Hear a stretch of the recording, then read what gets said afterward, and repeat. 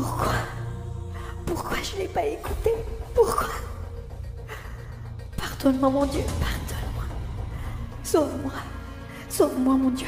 Oui, oui, j'admets que tu existes. J'admets que tu existes. Sauve-moi. Ou alors tue-moi. Tue-moi. C'est trop dur, cette souffrance. C'est trop dur. Non, Lisa. Non, mon Dieu, Lisa, arrive encore. J'en peux plus. J'en peux plus. S'il te plaît, aide-moi. Aide-moi. Aide-moi. Dieu.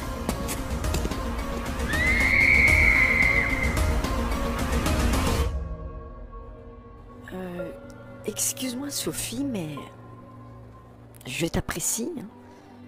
Je respecte ta religion, mais on est collègues et je trouve que pour moi la religion c'est très personnel et tes histoires de Dieu là ne m'intéressent pas du tout et franchement tu me déçois un peu.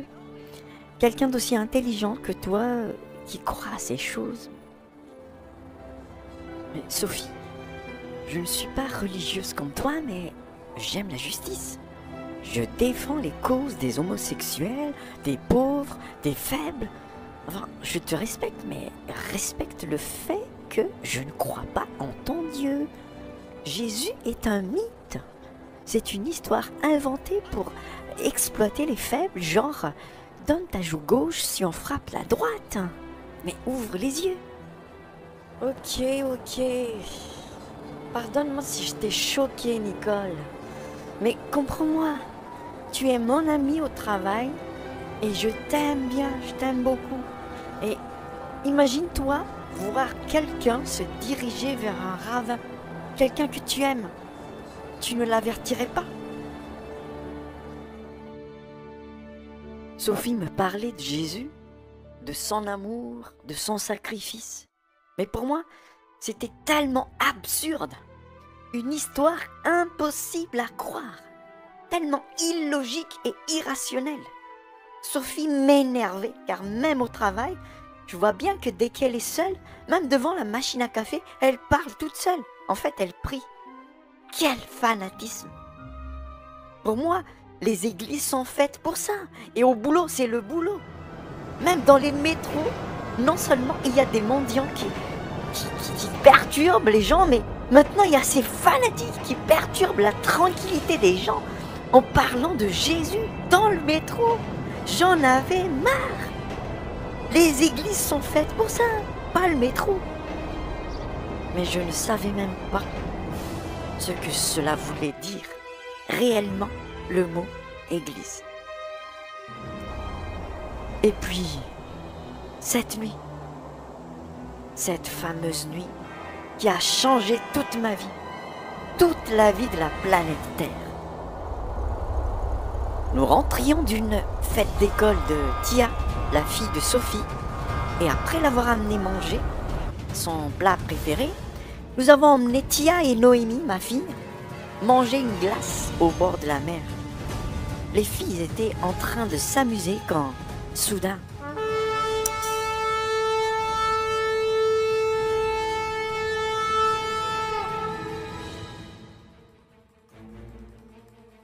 Nicole, t'as entendu?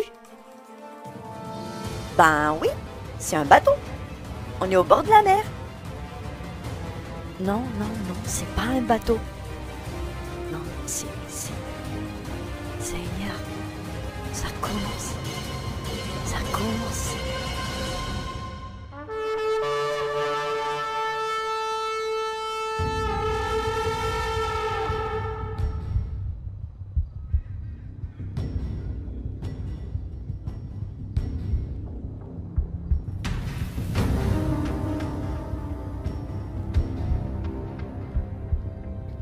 Car le Seigneur lui-même a un signal donné à la voix d'un archange et au son de la trompette de Dieu descendra du ciel et les morts en Christ ressusciteront premièrement. Nicole, ça a commencé, ça y est, on y est. Attends, c'est quoi? Je comprends rien du tout. C'est quoi ces choses? On y est quoi? Où? Attends, mais c'est quoi ces choses? Mais ce sont des corps. Ce sont des corps lumineux qui montent. Mais c'est quoi ce délire, Sophie? Qu'est-ce qui se passe? Waouh, c'est beau! Tia, regarde, c'est beau!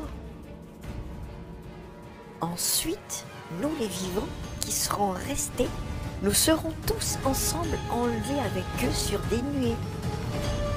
Nicole, on a très très peu de temps. Écoute-moi bien, écoute. On sera parti et dans mon sac là, il y a une Bible.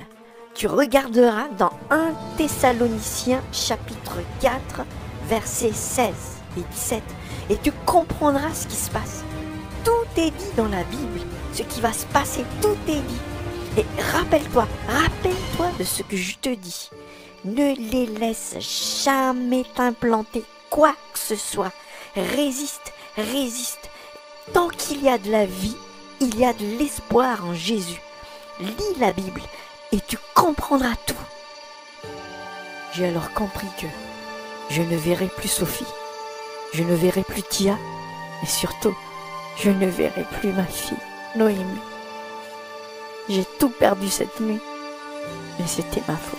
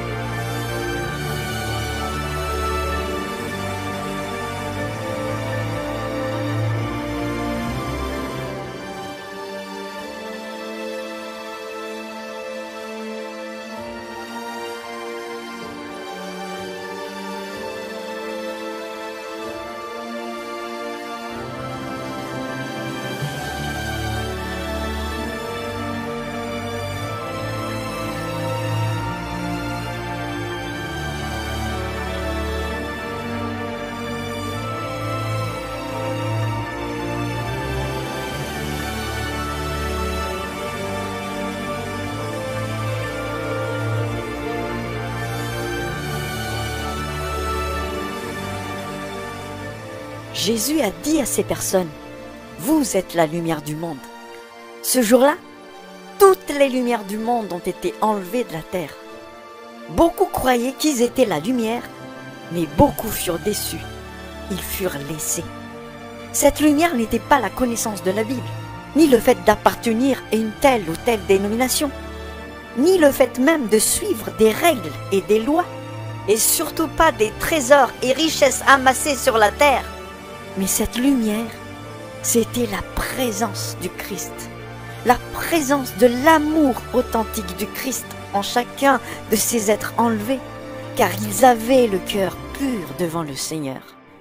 Ce jour-là, les ténèbres ont envahi toute la terre, et ce qui attendait ceux qui sont restés était terrible.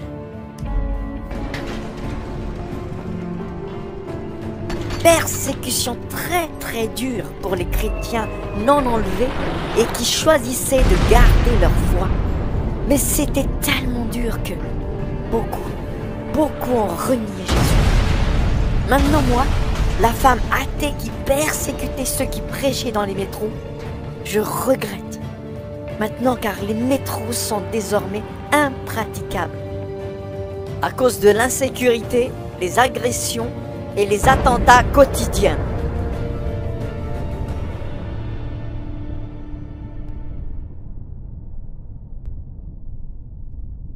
Si seulement je pouvais revenir en arrière, j'aurais embrassé ceux que j'avais traités de fanatiques, qui parlaient de cet amour pur de Jésus.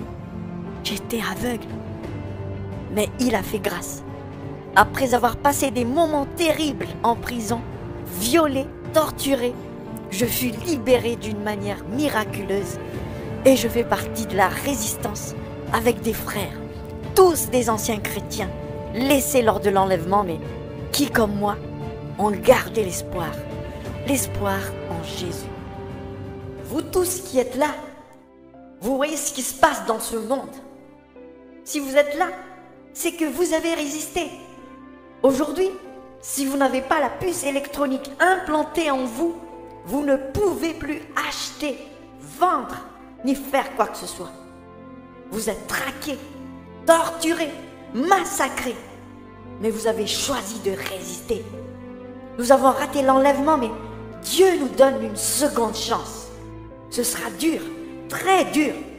Mais je me rappellerai toujours de ce qu'une amie m'a crié pendant qu'elle s'élevait vers le ciel. Tant qu'il y a la vie, il y a toujours l'espoir en Jésus. Alors résiste, résistez, méditez l'histoire d'Étienne dans la Bible et vous tiendrez devant la mort. Vos téléphones, tablettes, ordinateurs sont contrôlés.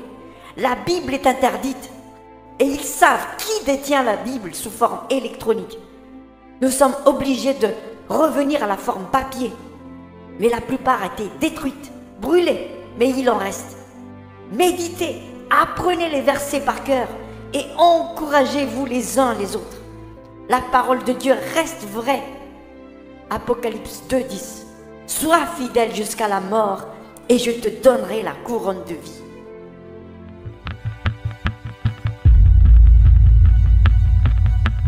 Il y aura des choses étonnantes et de grands signes dans le ciel.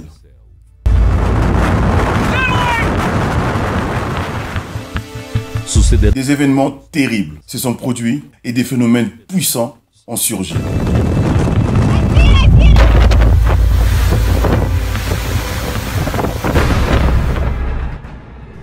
Aux États-Unis, au Texas, la tempête tropicale Harvey a provoqué des ravages et du désespoir.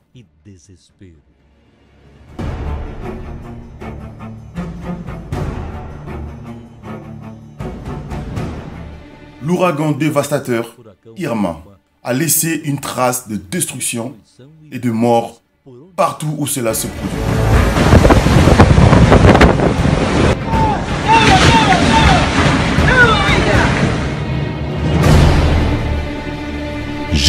Jésus revient.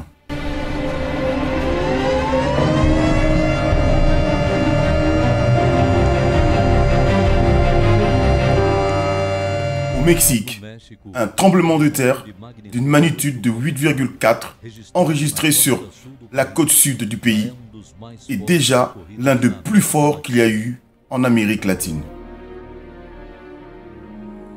Plus de 2 millions de personnes ont été frappées dans le sud du pays. Et le nombre de morts s'élève à 96.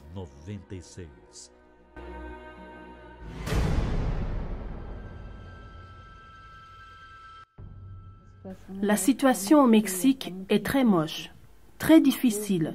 Les gens ont très peur. C'était le pire tremblement de terre jamais enregistré.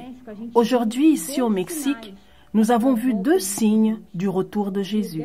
Parce que cette fois-ci, ce n'était pas seulement le tremblement de terre. Des lumières ont commencé à apparaître dans le ciel.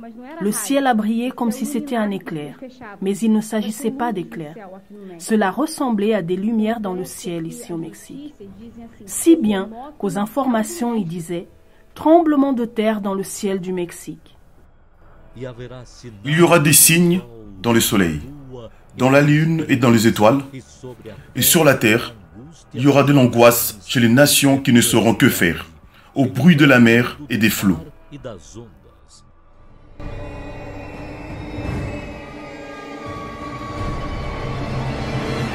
Car les puissances des cieux seront ébranlées.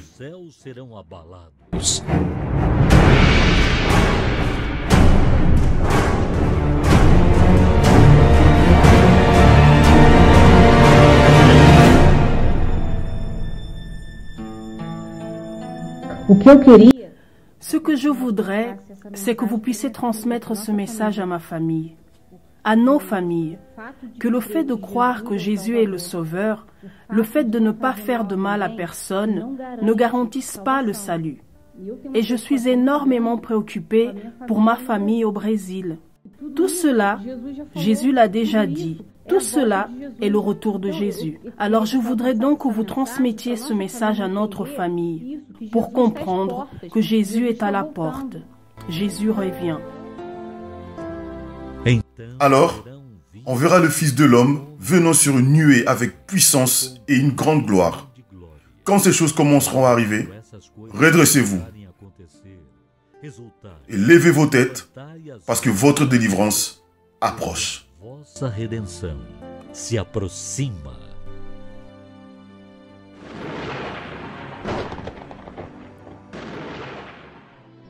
Ele vem, já posso ouvir os seus sinais.